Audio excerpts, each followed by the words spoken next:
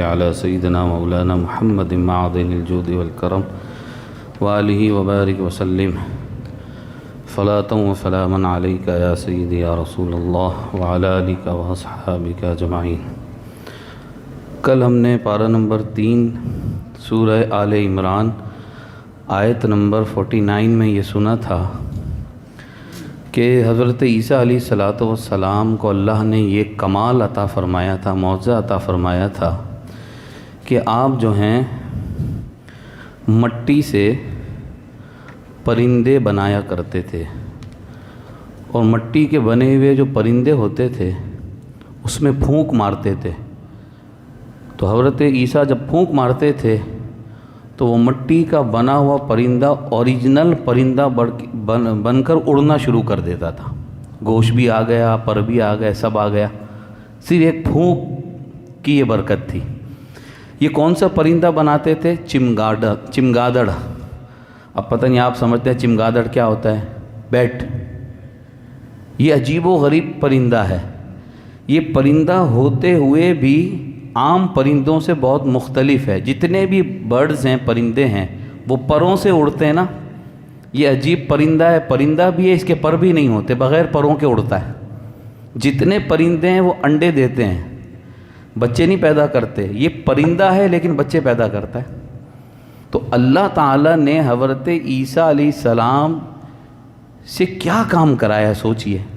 یہ خدا کی قدرت کیسے ان کی پھونک، ایک پھونک سے یہ ظاہر ہو رہی ہے خدا کی قدرت۔ تو اسی طرح حضرت عیسیٰ علیہ السلام کہتے ہیں وَأُنَبِّئُكُم بِمَا تَأْكُلُونَ وَمَا تَدَّخِرُونَ فِي بُيُوتِكُمْ۔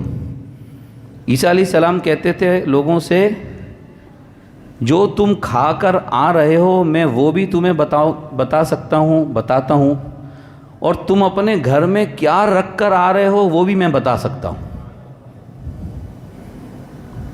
اچھا، عیسیٰ علیہ السلام کے جب یہ معجزے دیکھے نا قوم نے، مردوں کو زندہ کر رہے ہیں، اندھے آ رہے ہیں اور ان کو آنکھیں مل رہی ہیں، بیماروں کو شفا مل رہی ہے، تو قوم نے کہنا شروع کر دیا یہ جادوگر ہیں۔ کیا کہا حضرت عیسیٰ علیہ السلام کو؟ یہ جادوگر ہیں۔ لیکن یہ جادو نہیں تھا، معجزہ تھا۔ تو حضرت عیسیٰ علیہ السلام نے کہا میں تمہیں یہ بھی بتا سکتا ہوں، ایک تو یہی بات کہ گھر میں کیا رکھ کر آ رہے ہو، اور پھر یہ بھی فرمایا میں تمہیں یہ بھی بتاتا ہوں تم کل کیا کھاؤ گے۔ آج کیا کھا کر آئے ہو، کل کیا کھاؤ گے۔ اب بتائیے یہ غیب کا علم ہے کہ نہیں ہے؟ یہ غیب کا علم۔ حضور علیہ السلام نے عیسائیوں کو سمجھایا کہ اے عیسائیوں، عیسیٰ علیہ السلام خدا کا بیٹا نہیں ہے، خدا کے بندے ہیں۔ تو یہ جھگڑا کرنے لگے حضور سے، کہنے لگے یہ کیسے ہو سکتا ہے، وہ تو بغیر باپ کے پیدا ہوئے۔ تو بغیر باپ کے کوئی بچہ پیدا ہوتا ہے؟ تو حضور نے فرمایا وہ تو بغیر باپ کے پیدا ہوئے تھے، آدم علیہ السلام تو ماں اور باپ دونوں کے بغیر پیدا ہوئے ہیں۔ بھائی عیسیٰ کی والدہ تو تھی نا، مدر تو تھی نا، تو آدم کی تو والدہ بھی نہیں تھی۔ تو تم آدم کو کیا کہتے ہو؟ کہتے ہیں وہ اللہ کے بندے ہیں۔ تو نادانو، آدم کو اللہ کا بندہ مانتے ہو اور عیسیٰ کو اللہ کا بیٹا کہتے ہو؟ پھر مانے نہیں تو اللہ تعالیٰ نے قرآن میں آیت اتاری فمن حاجک فی۔ محبوب یہ آپ سے جھگڑا کر رہے ہیں، یہ عیسائی آپ سے جھگڑا کر رہے ہیں اس بات پر، تو اب ان کو میدان میں لے کے آئیے سب کو۔ فقل تعالوا، وہ آیت مباہلہ کہلاتی ہے یہ۔ اے محبوب آپ ان سے کہیے کہ آ جاؤ، ہم بھی اپنے بیٹوں کو لاتے ہیں، تم بھی اپنے بیٹوں کو لاؤ، ہماری عورتیں تمہاری عورتیں، ہم بھی آتے ہیں، تم بھی آؤ سارے میدان میں۔ اور مباہلہ کیا ہوتا ہے؟ مباہلہ یہ ہوتا ہے دونوں فریق ایک دوسرے کے لیے بد دعا کرتے ہیں کہ اگر میں غلط ہوں تو میں مر جاؤں، ختم ہو جاؤں، اگر یہ غلط ہے تو یہ مر جائے۔ اب حضور تشریف لائے میدان میں، کیا منظر ہوگا۔ آہا، پیارے آقا کریم صلی اللہ علیہ وسلم کی گود میں امام حسین ہیں اور ایک انگلی امام حسن کی پکڑی ہوئی ہے، پیچھے خاتون جنت اور مولا مشکل کشا ہیں، میدان میں آ رہے ہیں مباہلے کے لیے، عیسائی ادھر سے آ رہے ہیں۔ اسی دوران عیسائیوں کا ایک بہت بڑا عالم آیا اور چیخنے لگا اسٹاپ، رک جاؤ رک جاؤ، کیا کر رہے ہو؟ تم مباہلہ کرو گے اس نبی سے؟ باز آ جاؤ، کوئی ضرورت نہیں مباہلہ کرنے کی، تمہیں پتہ ہے کہ یہ کون سے چہرے تم دیکھ رہے ہو؟ مصطفیٰ کا چہرہ، مصطفیٰ کی شہزادی کا چہرہ، اور پھر حسن و حسین کا چہرہ۔ کہنے لگا ان کا عالم، یہ وہ مبارک چہرے والے لوگ ہیں، اگر یہ اس پہاڑ کو کہہ دے نا ہٹ جا راستے سے، تو پہاڑ ہٹ جائے گا راستے سے۔ کس سے تم مقابلہ کرنے جا رہے ہو؟ ہم نہیں کرتے مباہلہ یا رسول اللہ۔ باز آ گئے۔ حضور نے ارشاد فرمایا اگر یہ مجھ سے مباہلہ کرتے، پوری دنیا سے عیسائیوں کا خاتمہ فرما دیتا اللہ تعالیٰ، اور ایسی آگ آتی ان سب کو جلا دیتی۔ ارشاد فرمایا وَمَن يَبْتَغِ غَيْرَ الْإِسْلَامِ دِينًا فَلَن يُقْبَلَ مِنْهُ، اللہ تعالیٰ صرف اسلام قبول فرماتا ہے، باقی کسی دین کو قبول نہیں فرمائے گا۔ ان اول بیت وضع للناس للذی ببکۃ مبارکہ، دنیا میں سب سے پہلی بلڈنگ عمارت کون سی ہے؟ میرا رب کہتا ہے سب سے پہلی عمارت مکے میں ہے، وہ ہے خانہ کعبہ۔ فیہ آیات بینات مقام ابراہیم، کیا شان ہے نبیوں کے تبرکات کی۔ پہلے پارے میں مقام ابراہیم کا ذکر آیا تھا، چوتھے پارے میں پھر مقام ابراہیم، اور یہاں کیسے ذکر کیا؟ کہا سب سے پہلا گھر مکے میں ہے، برکت والا ہے، مکے میں ہدایت ہے، لوگوں کے لیے کعبہ ہے، برکت ہے، مان لیا، ٹھیک ہے، کعبے کو سب مانتے ہیں برکت ہے، لیکن اللہ تعالیٰ نے جہاں مکے کی اور کعبے کی برکتوں کو بیان فرمایا، وہاں یہ بھی فرمایا کہ میرے بندے ابراہیم کے پاؤں سے لگنے والا پتھر ایک برکت کعبے میں یہ بھی ہے۔ سوچئے ذرا، اب بات سمجھ میں آ رہی ہے آپ کے؟ کیا پتہ چلا؟ نبیوں کے تبرکات، نبیوں سے نسبت ہونے والی چیز اگرچہ پتھر بھی ہو تو اللہ خود کہہ رہا ہے بینات مقام ابراہیم، بہت بڑی نشانی ہے مقام ابراہیم، یہاں نماز پڑھا کرو۔ یا ایھا الذین آمنوا اتقوا اللہ حق تقاتہ، ایمان والو ایسے ڈرو جیسے ڈرنے کا حق ہے۔ ہم کیسے ڈرتے ہیں اللہ سے؟ اور وہ دیکھ لے گا میں یہ غلط کام کر رہا ہوں۔ بھائی اللہ سے ڈرو جیسے ڈرنے کا حق ہے، اکیلے میں بھی ڈرو، تنہائی میں بھی ڈرو۔ وَلَا تَمُوتُنَّ إِلَّا وَأَنْتُم مُسْلِمُونَ، تمہیں موت نہیں آنی چاہیے مگر اس حالت میں تم مرو تو مسلمان مرو، یہ اللہ فرما رہا ہے۔ ایمان کی سلامتی کی دعا مانگنی چاہیے، ہر وقت اللہ سے ڈرنا چاہیے۔ ایمان کی سلامتی بہت بڑی چیز ہے، خدا نہ خواستہ کفر پر خاتمہ ہوا، اللہ نہ کرے ساری زندگی آخرت میں جہنم میں جلتا رہے گا، تو کیا مطلب؟ اب موت ہمیں پتہ ہے کب آئے گی؟ اللہ یہ فرما رہا ہے ہر وقت اس حالت میں رہو کہ موت جب بھی آئے تو ایمان کی حالت میں ہو۔ لوگوں کو سوچنا چاہیے گناہ کر رہے ہیں، اگر گناہ کرتے ہوئے، حرام کرتے ہوئے موت آ گئی اور یہ کام کر کے دنیا سے گئے تو کیا بنے گا قبر و آخرت میں؟ یوم تبیض وجوہ وتسود وجوہ، یہ اللہ ڈرا رہا ہے، ڈرو اس دن سے جس دن کچھ لوگوں کے چہرے کالے سیاہ ہوں گے۔ اللہ نہ کرے آج کسی کے چہرے پر اتنا بڑا گومڑا دانہ نکل جائے، وہ گھر سے باہر نہیں نکلتا، نہیں اچھا نہیں لگ رہا، لوگ کیا کہیں گے۔ اور قیامت میں نبیوں کے سامنے، ماں باپ کے سامنے، رشتہ داروں کے سامنے چہرہ کالا ہو گیا تو کیا ہوگا؟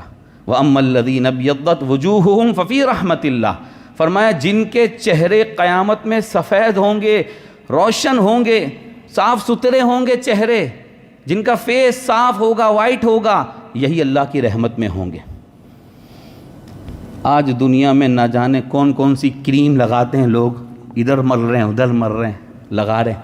ارے سوچو قیامت میں کیا ہوگا، اور جیسے اعمال ویسا چہرہ۔ اللہ ہمیں قیامت کے دن اس ذلت و رسوائی سے محفوظ فرمائے۔ غزوہ بدر کا بیان 17 رمضان، سوچئے تو صحیح، 313 مسلمان اور کافر کتنے؟ 900۔ مسلمانوں کے پاس ٹوٹل 2 گھوڑے، 2، 313 لڑنے والے مسلمانوں کے پاس ٹوٹل 8 تلواریں۔ بتائیے، گئے میدان میں لڑنے گئے نا، سوچئے تو صحیح، وہ صحابہ جہاد سے پیچھے نہیں ہٹے، دین پہ چلے۔ آج اللہ نے ہمیں کتنے عیش و آرام میں رکھا ہے، ہم اے سی کے ہال میں بیٹھے ہوئے ہیں اس وقت، بدر کے میدان میں تپتی ہوئی صحرا اور ریت پر کس حالت میں وہ جنگ کی ہوگی انہوں نے، سوچئے تو صحیح۔ آج ہم سے اتنی آسانیوں میں بھی قرآن نہیں سمجھا جا رہا، عمل نہیں ہو رہا، ہم کہتے ہیں نہیں یہ کیا ہو رہا ہے۔ صحابہ گئے، ٹھیک ہے 3000 فرشتے آئے، پھر اللہ نے کہا اگر مسلمانوں تم صبر کرو تو ہم 5000 فرشتے بھی اتاریں گے۔ فرشتے اترے، وَلَقَدْ نَصَرَكُمُ اللَّهُ بِبَدْرٍ وَأَنْتُمْ أَذِلَّةٌ، اللہ فرماتا ہے اے مسلمانوں تم تھوڑے سے تھے لیکن اللہ نے تمہاری مدد کی۔ مدد آتی ہے لیکن میدان میں اترے تو صحیح، بندہ آئے تو صحیح، تب اللہ کی مدد آئے گی میرے بھائی۔ ارشاد فرمایا لا تأکل الربا ضعافا مضاعفا، پھر فتح ہوئی 17 رمضان کو، فتح مبین مسلمانوں کو ہوئی، فرمایا ڈبل تبل کر کے سود مت کھاؤ۔ کیا مطلب؟ سنگل کھاؤ۔ اصل میں اس وقت عرب میں یہ رواج تھا، ایک آدمی کو قرض دیا سود پر، وہ نہیں ادا کر سکا، سود بڑھا دیا، دوسری تاریخ دے دی، اس میں نہیں ادا کر سکا اور سود بڑھا دیا، پھر ایک ٹائم ایسا آتا تھا اصل رقم کم ہوتی تھی، سود بڑھتے بڑھتے کہیں اور پہنچ جاتا تھا۔ تو فرمایا کہ یہ عادت ختم کرو۔ تو سود کے بارے میں کل بھی عرض کر چکا ہے، اللہ سے جنگ ہے۔ واتقوا النار التی، ڈرو، اللہ فرماتا ہے ڈرو جہنم سے، ڈرو۔ اگر ہم آج جہنم سے ڈرنا چھوڑ دیں نا تو یقین جانیے دنیا کی کوئی چیز ہمیں ہدایت نہیں دے سکتی، اور اگر ہم ڈرنا شروع کر دیں جہنم سے تو ہمیں کوئی طاقت گناہ نہیں کرا سکتی انشاءاللہ۔ وسارعوا الی مغفرۃ من ربکم، آج توبہ کر لوں گا، کل کر لوں گا، اللہ کیا فرما رہا ہے؟ جلدی کرو، رب کی طرف سے ملنے والی مغفرت اور بخشش کی طرف جلدی کرو، دیر مت کرو، اور جنت کی طرف جلدی کرو جس کی چوڑائی آسمان اور زمینوں کے برابر، آسمان زمین اس چوڑائی میں آ جائیں۔ یہ بھی سمجھانے کے لیے ہے، چونکہ دنیا والوں نے زمین آسمان سے زیادہ چوڑی چیز دیکھی نہیں، ورنہ جنت تو اس سے کہیں بڑی ہے۔ اعدت للمتقین، ہاں جنت ملے گی متقین پر، اللہ نے جو وعدہ کیا ہے وہ پرہیزگاروں سے کیا سمجھے؟ تو ہمیں تیاری کرنی پڑے گی۔ اللہ نے اپنی شہزادی بطول زہرا سے بھی یہی فرمایا تھا، بیٹا تم فاطمہ تم میرے دل کا ٹکڑا ہو، تم میری شہزادی ضرور ہو، لیکن تمہیں اپنے اعمال کرنے پڑیں گے جنت کے لیے۔ جنت اور متقی پرہیزگار کون ہیں؟ ينفقون فی السراء والضراء، خوشی ہو یا غمی، وہ دونوں حالت میں اللہ کی راہ میں خرچ کرنے والے ہیں۔ اللہ سے ڈرنے والے کون ہیں؟ کاظمین الغیظ، غصے کو پی جانے والے، عافین عن الناس، لوگوں کو معاف کرنے والے، والذین اذا فعلوا فاحشہ او ظلموا انفسہم، متقی پرہیزگار کون ہیں؟ اللہ سے ڈرنے والے وہ ہیں ان سے اگر کوئی گناہ ہو جائے، کوئی بے حیائی کا کام ہو جائے تو یہ وہ کرتے نہیں رہتے، کنٹینیو گناہ نہیں کرتے رہتے، ذکر اللہ، جیسے گناہ ہوا فوراً ڈر گئے، ارے یہ کیا ہو گیا، مجھ سے غلطی ہو گئی، توبہ استغفر اللہ، اللہ مجھے معاف فرما دے۔ اچھا پھر اللہ کیا فرماتا ہے؟ دیکھیے کسی سے گناہ ہو جائے تو بہادر بننے کی کوشش نہیں کرے، کنٹینیو گناہ کرے نہیں، اللہ سے ڈرے۔ فرمایا اس سے ہو گیا گناہ لیکن اس نے ہمیں یاد کیا اور ہم سے معافی مانگی، اے اللہ مجھ سے غلطی ہو گئی، تو اللہ کیا فرماتا ہے؟ فرماتا ہے یہ معافی مانگتا ہے مجھ سے، اور یہ لوگ اپنے گناہوں سے بخشش چاہتے ہیں، یہ بخشش چاہتے ہیں، معافی مانگتے ہیں، ہم بھی سب کچھ معاف کر دیتے ہیں۔ وَلَمْ يُصِرُّوا عَلَى مَا فَعَلُوا، فرمائے یہ لوگ گناہ برابر کرتے نہیں رہتے، تو ان کے لیے جنت ہے، ان کے لیے اور بہت ساری خوشخبریاں سنائیں۔ وَلَا تَهِنُوا وَلَا تَحْزَنُوا وَأَنْتُمُ الْأَعْلَوْنَ، ان کو فرمایا مسلمانوں مت گھبراؤ، اللہ تمہیں ہی دنیا میں عزت والی قوم بنائے گا، تمہیں غالب رکھے گا کافروں کے اوپر، شرط یہ ہے کہ تم سچے مومن بن جاؤ۔ آج دنیا میں وہ ٹھکائی ہو رہی ہے ہم مسلمانوں کی، جوتا بھی ہمارا، سر بھی ہمارا۔ وہ 2 ملین 3 ملین کا اسرائیل بدماش دہشت گرد پوری دنیا کے مسلمانوں کو ناک چنے چبوائے ہوئے ہیں، بلکہ پوری دنیا کو اس نے جو ہے تہس نہس کیا ہوا۔ کیوں؟ ہم سچے مومن نہیں رہے، ہم اپنی نفس اور خواہشات کے پیچھے پڑ گئے۔ ان تطیعوا الذین کفروا یردوکم علی اعقابکم فتنقلبوا خاسرین، اگر تم کافروں کے کہنے پر چلو گے تو تمہیں واپسی کا راستہ نہیں ملے گا۔ آج کیا ہوا مسلمان کو؟ مسجد میں ہیں، سب کچھ صحیح چل رہا ہے، باہر نکلے کون سی ہم نے ثقافت، کون سا کلچر اپنایا، ہمارے گھروں میں دین ہے؟ ہم کس کی تہذیب ثقافت کو اپنے گھر میں لائے ہوئے ہیں؟ اس سے اللہ ڈرا رہا ہے۔ ارشاد فرمایا جو راہ خدا میں قتل کیے جائیں انہیں مردہ سوچنا بھی نہیں۔ پارہ نمبر 2 میں کیا کہا تھا؟ کہنا نہیں مردہ۔ اور یہاں کیا فرمایا؟ پارہ نمبر 4 سورہ آل عمران آیت نمبر 169 فرمایا کہنا تو بڑا سخت جملہ ہے کہ تم شہیدوں کو مردہ کہو کہ یہ مر گئے۔ فرمایا مردہ سوچنا بھی نہیں، زندہ ہیں، روزی دی جاتی ہے ان کو۔ اب آج ایک سوال پیدا ہوتا ہے، یہ کافر دنیا میں مسلمانوں کا قتل عام کر رہے ہیں، جگہ جگہ خون بہہ رہا ہے مسلمان کا، ان پر عذاب نہیں آ رہا؟ تو اللہ فرماتا ہے ہرگز کافر اس گمان میں نہ رہیں، ہم انہیں ڈھیل دے رہے ہیں، یہ ڈھیل ہے اللہ کی طرف سے۔ یہ سمجھتے ہیں کہ ان کے لیے بہتر ہے، پھر ہم ڈھیل اس لیے دے رہے ہیں یہ اور زیادتی کریں اور ڈبل عذاب، کئی گنا عذاب آئے۔ جو لوگ، اللہ نے فرمایا جو لوگ، اللہ فرما رہے ہیں ہمارے دیے ہوئے میں سے خرچ نہیں کرتے، کنجوسی کرتے ہیں، بخل کرتے ہیں، زکوٰۃ نہ دینے والوں کی مذمت ہو رہی ہے۔ فرمایا وَلَا يَحْسَبَنَّ الَّذِينَ يَبْخَلُونَ بِمَا آتَاهُمُ اللَّهُ مِنْ فَضْلِهِ هُوَ خَيْرًا لَهُمْ، یہ زکوٰۃ کے پیسے جمع کر کے یہ سمجھتے ہیں یہ مال بڑھ رہا ہے، یہ ان کے لیے بہتر ہے، بل هُوَ شَرٌّ لَهُمْ، زکوٰۃ میں جو ڈنڈیاں مارتا ہے اللہ فرماتا ہے یہ شر ہے، یہ برائی ہے، یہ تباہی ہے جو جمع کر رہا ہے۔ حضور نے ارشاد فرمایا قیامت کے دن یہ جو مال کی زکوٰۃ روکی ہوئی ہے نا، یہ مال ایک سانپ بنایا جائے گا، سانپ، گنجا سانپ، اور وہ اس کو ڈسے گا۔ آج سانپ سے ہم ڈرتے ہیں، جس مال کی زکوٰۃ نہیں نکال رہے یہی مال سانپ بن کے کاٹے گا اور خوب ڈسے گا اور یہ بھاگے گا، وہ سانپ اس کو کاٹے گا۔ تصور کریں زکوٰۃ نہ دینے والے کتنی بربادی میں ہیں۔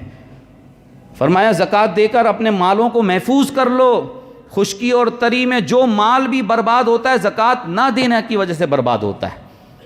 وہ بھائی ہماری شریعت میں تو 2.5% زکوٰۃ ہے، 2.5۔ موسیٰ علیہ السلام کی شریعت میں 40% تھی، یعنی $1,00,000 ہیں تو زکوٰۃ موسیٰ علیہ السلام کی شریعت میں کتنی نکلے گی؟ 40,000، اور ہماری شریعت میں 2,500۔ اور اگر اللہ ہمارے اوپر 40% کر دیتا تو پتہ نہیں کسی کا ہارٹ فیل نہ ہو جاتا، نعوذ باللہ۔ سورۃ النساء، نساء عورتوں کو کہتے ہیں، عورتوں کے احکامات اس میں بہت زیادہ ہیں، اور زمانے جاہلیت میں جو عورتوں پر ظلم ہوتے تھے، ظلم، اس ظلم کا خاتمہ کیا گیا تھا۔ میں مختصری بتا دیتا ہوں، زمانے جاہلیت میں اسلام سے پہلے یہ ہوتا تھا کسی عورت کا شوہر مر گیا تو اس کے رشتہ دار اس عورت پر ہی قبضہ کر لیتے تھے، یا تو زبردستی شادی کرتے، مہر بھی نہیں دیتے، یا کسی سے اس کی شادی کرا دیتے اور اس کا مہر کھا جاتے، یا اس عورت کو گھر پہ لے آ کے کمرے میں بند کر دیتے، کہتے تیرا شوہر مرا ہے، تیرا جتنا بھی مال ہے مجھے دے، پھر تیرے کو چھوڑوں گا۔ یہ رشتہ دار ظلم کرتے تھے اس کے اوپر، اس کا خاتمہ کیا گیا۔ دوسرا ظلم عورت پہ کیا ہوتا تھا؟ ترکہ ورثہ نہیں دیا جاتا تھا عورت کو، قرآن نے اس کی بھی مذمت کی، کہا جس طرح مردوں کا حصہ ہے عورتوں کا بھی حصہ ہے۔ آج بھی بعض برادریوں میں، قوموں میں عورتوں کو نہیں دیتے ہیں حصہ، یہ ظلم ہے۔ تیسرا ظلم کیا ہوتا تھا؟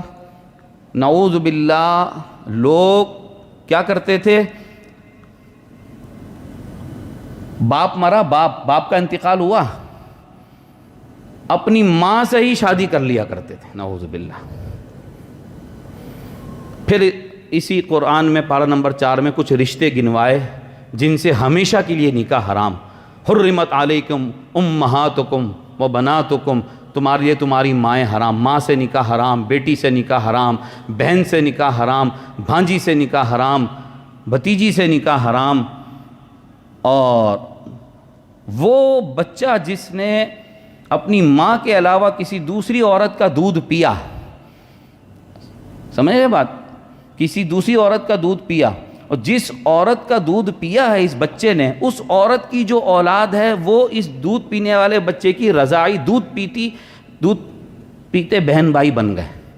جس طرح سگے بہن بھائی کا نکاح حرام ہے، ایسے اس عورت کے بھی جو بچے ہیں بہن بھائی، اس کے رضاعی دودھ پیتے بہن بھائی ہو گئے۔ پھر فرمایا والمحصنات من النساء، شادی شدہ عورتوں سے بھی شادی مت کرو بھائی. ایک عورت شادی شدہ ہے، وہ کسی کے نکاح میں ہے، اس سے بھی حرام ہے. پھر اللہ تعالیٰ نے نکاح کے بھی آداب بیان فرمائے. کیا فرمایا؟ شادی ضرور کرو، اور مرد عورت دونوں کو حکم دیا شادی کرو، اے عورتوں تم بھی اور اے مردوں تم بھی. جب شادی ہو گئی تو اب شوہر کے لیے وہ بیوی ہے بس، اور بیوی کے لیے یہ شوہر ہے. محصنات غیر مصافحات، کوئی خفیہ دوستیاں، یاریاں، فرینڈشپ نہیں چلے گی، یہ حرام ہے.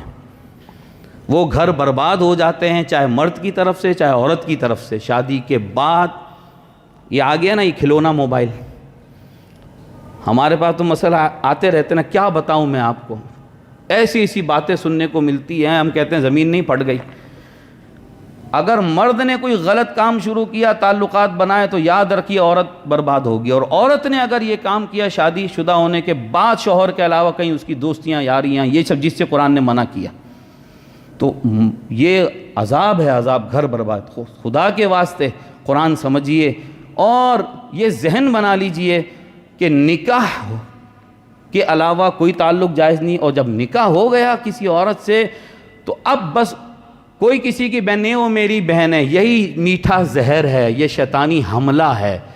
نفس کا کچھ نہیں پتہ. اپنے گھروں کو برباد ہونے سے بچائیں لوگ، اپنی اولاد کو برباد ہونے سے بچائیں. اللہ پاک ہمیں قرآن سمجھنے اور اپنے گھروں کا یہ ماحول قرآن کے مطابق بنانے کی توفیق عطا فرمائے. ہمارا گھرانہ جنتی گھرانہ بن سکتا ہے بشرطے کہ ہم قرآن سمجھیں. ابھی اور بھی آیتیں عورتوں سے متعلق ہیں، لیکن وقت میرا ختم ہوا، انشاءاللہ پھر ہم سنیں گے. صفحے درست فرما لیں.